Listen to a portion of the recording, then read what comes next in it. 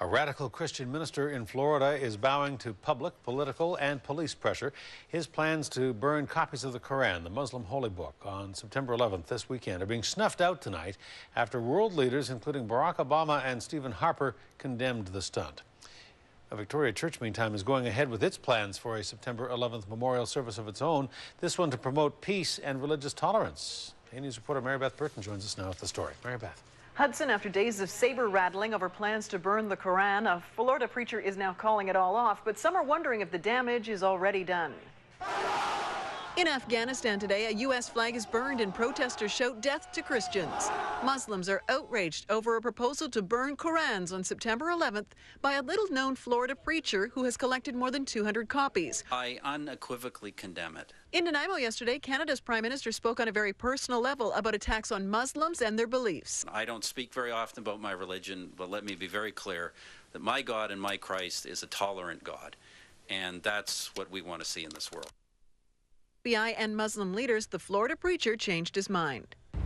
This idea we put out in prayer to God, that if he would want us to call this off, if we have accomplished our goal. Jones says his ultimate goal was to prevent a mosque from being built at Ground Zero.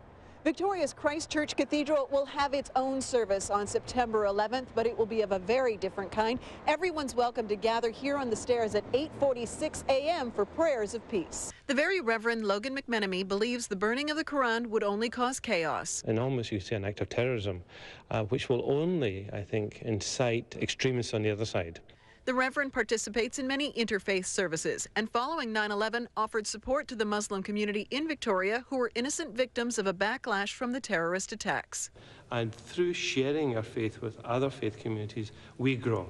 We grow in our own faith. It doesn't take anything away from us, only adds to who we are as Christians, only adds to who the Muslim community is or the Hindu community.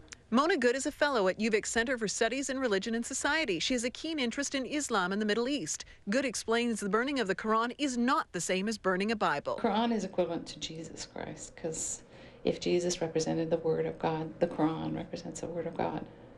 So the equivalent of burning the Quran is the equivalent of burning an effigy of Jesus. Good says Canadians are protected by hate laws, while Americans' free speech is producing a simmering undertone of hatred towards Muslims. The media in the United States currently now has all kinds of what they call shock jocks, who spew nothing but pure hatred. While world leaders and peace promoters breathe a sigh of relief that the Qu'ran burning has been called off, Good says Americans need to go a giant step further. She believes a Muslim community center at Ground Zero would be a bridge to better relations between Americans and Muslims around the world.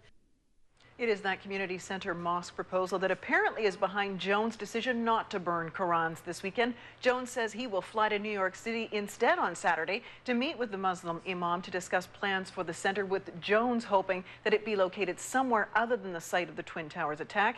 The imam in New York responsible for the mosque, Hudson, says there is no such deal with Jones. All right. Mary Beth Burton reporting. Mary Beth, thank you.